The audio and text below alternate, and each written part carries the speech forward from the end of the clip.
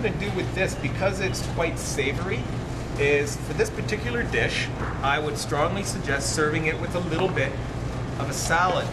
And we talked about cooling. This is very, very warm, very savory. And so we're going to do a little bit of a cucumber salad with some fresh herbs and a little bit of yogurt. And then that goes on as a really nice complement and contradiction in flavor to make this a whole kind of meal. Fresh mint? Hey? Fresh mint for the salad? Fresh mint? Oh yeah, they've got a lovely selection of herbs just down on the side. Any of the herbs, if it's gonna be a dry, I'll say dry. Otherwise, assume that it's fresh and organic. Well, we talked about the monosaturated fats a little earlier. It has some holding power, like there's a little bit on the outside. I wouldn't do it too often. So if you're really concerned about that, you could rub this with coconut oil or your grapeseed instead. Yeah. Cucumber. To grate, you're gonna quarter it, and I would cut out the seeds. They're quite wet and they don't go through your grater very well. Do not throw them out. You can snack on them in the side. If I'm doing this at home, they're being consumed as I do this. Since we're in public, I try to keep my fingers out of my mouth. I might scratch my hair a little bit, maybe. Hey? What is this fork you speak of? Tactile. Hands on everything. No bread maker for you. So this is just a little something, like I did a veggie burger recipe for the last vegetarian show that we did. That was just, we submit, the school I went to, CSNN, they have us submit, a couple of the holistic chefs submit recipes monthly, and I did the veggie burger, and then just as a nice compliment, a little mango caramelized onion like curried salsa to go on the top of it.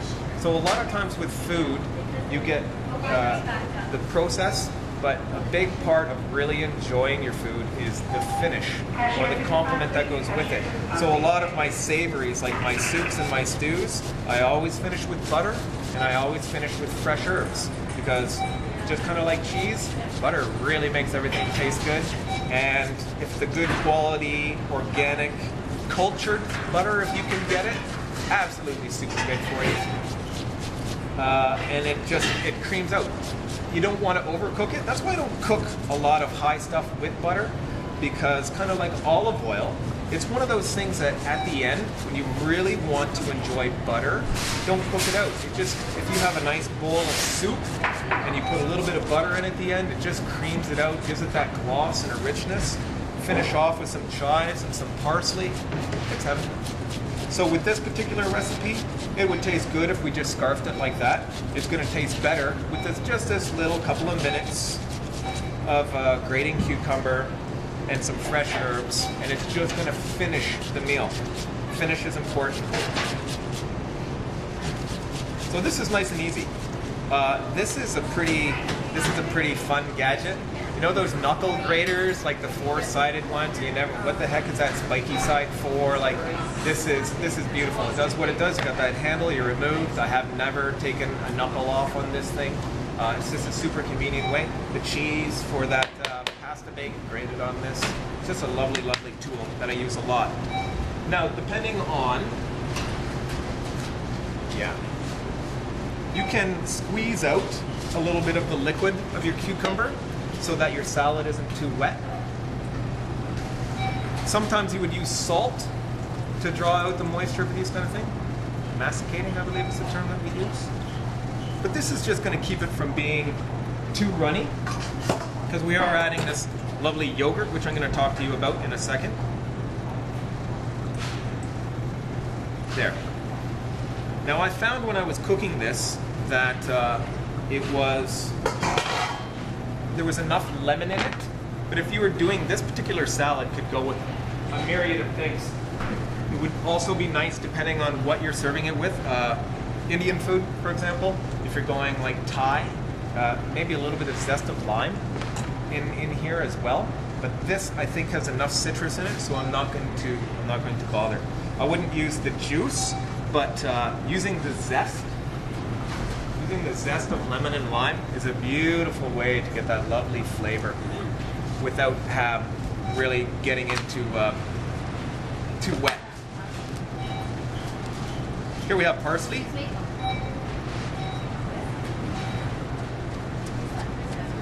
Live shows, people yelling. A little parsley. Chop, chop, chop. Little green onion.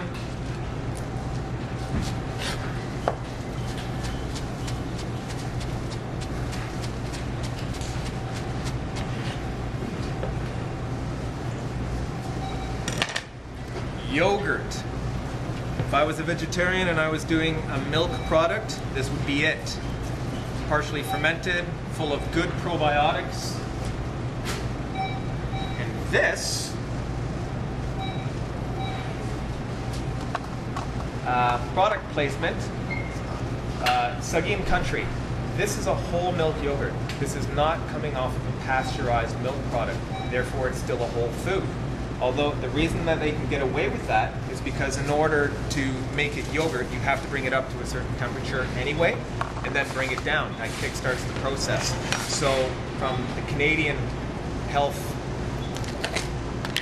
standard Nazis, the people looking after your health, this is an okay product. It's the only yogurt, since I found it, that I use because it's whole foods, whole food omnivore. Pasteurized milk, just say no. Homogenized milk, run away. These are not things that you want to be putting into your body. When you look at this yogurt, when you open it up, it almost looks like it would be bad, considering when as an alternative to what you would find when you open up commercial yogurts. It looks separated, because this is what whole milk does. And this is why they actually introduced homogenization, because people decided, yes, everything that we do in the show this evening is available for your purchasing here at Planet Organic. Yes. See? So it actually, when we introduced this to my wife's father, he's like, I can't eat that, it looks horrible. Stir it. Just like with traditional whole milk, it separates. And when pasteurization was kind of coming in, before they actually started pasteurizing, before they started homogenizing, people can tell the quality of milk based on the cream and the separation. One of the reasons they started homogenizing milk is because then people were no longer really able to discern the quality of the milk that they were dealing with. It isn't a safety issue, it's a matter of quality, because then they could sell you that commercial. So what is the homogenization process? Whipping it up so that basically your high speed, a very fine screen. What you're doing is you're breaking down the fat molecule and emulsifying the product so that it no longer separates. So they do this by forcing it through a very fine screen. The problem with homogenization is then it's no longer a whole food. The fat has been broken down into miscellaneous particles, what we call free radicals. So when you eat something like that, your body no longer recognizes the fat because it's been broken up. And so what happens to the things that your body doesn't recognize? It doesn't know what to do with them. This is the kind of stuff that irritates your stomach lining, starts giving you leaky gut, gets into the blood system, starts causing things like immune system response. Why they give these things to us? To poison us? I know. so then I'm drinking milk. Yes. What do you suggest? No. What do we gonna do?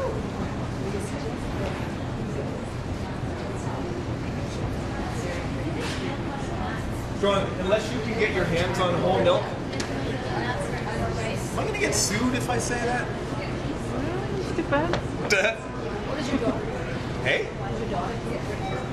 Breast milk. She's 2.5. She doesn't. She eats this. So if you're going to do a milk product, there's the whole raw milk, lactose-free cheese down there.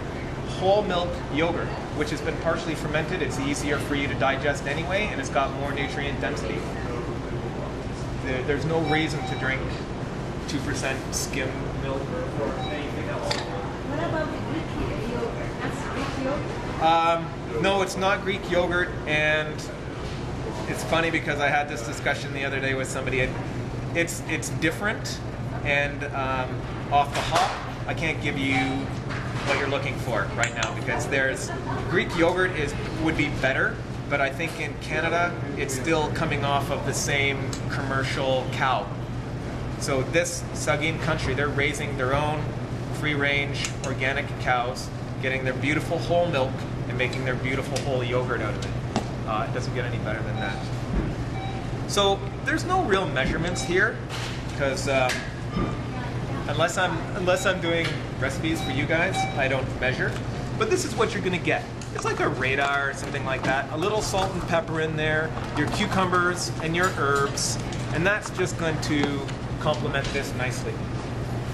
Now, the reason I left this to the end is I have no idea how I'm gonna get these peppers to you in any kind of graceful manner. So. But it's almost a post-show question, but we talked a lot about fermenting. Did you ever do a show on fermenting? Yeah, I could. The one thing, I do a lot of fermented drinks at home, but a lot of the stuff that you can't buy here. So kefir, kombucha, you can get kefir back there, but it's coming off of commercial milk too. So it's a partially skimmed milk of death. So you get the product with the starter? Is that Hey? you use the powder starter? Yeah, but I can't speak to things that I can't buy here. Well, what you can do, I also make like ginger beer and root beer, so I could tell you how to make ginger beer because Sauerkraut? all you need is ginger. Sauerkraut? Sauerkraut I do. I just grated it up the other day to make. I have a nice artisan crock. If you're gonna do one fermented food, make it sauerkraut. It goes with anytime you're eating meat, you should be eating sauerkraut because it helps with the digestion. It's a digestive aid. Hey? How do you make that? You salt it and you pound the living bejesus out of it. I have a mandolin. It's one of the only things I use a mandolin. The worst kitchen wound I ever suffered was on a mandolin.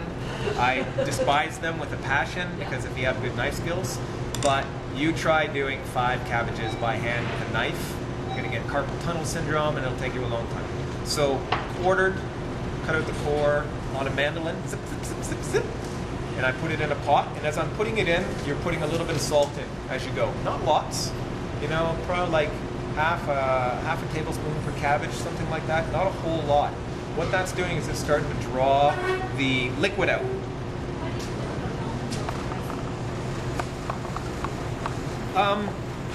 I find any product like soy, cheese, almond milk, they're trying to be something they're not. So nuts are like any other kind of legume, or they need to be prepared properly, and most of the commercial stuff is not. It's still better than pasteurized milk, like commercial milk, and it's still better than soy milk. But I've just altered my diet to not include any of those things, and that's pretty much the only answer I can really give you. No, for what? Hey? Porridge? But you don't need, I don't put milk in my porridge. I soak it overnight, and I put lots of love in there, like hemp hearts and raisins to get that sweetness, a little bit of maple syrup. And I remember growing up as a kid, it was milk and brown sugar. Well, there's lots of lovely things you can do to porridge besides put cow mucus and refined sugar on it. So it's just a matter of identifying and altering, because this is not a diet that most people eat. Cooking is not something most people do, per se. You go and get plastic food in a plastic container and put it in your particle accelerator and get cancer. So what we're trying to deal with here is getting back to traditional foods, the way people ate before these chronic diseases were a problem.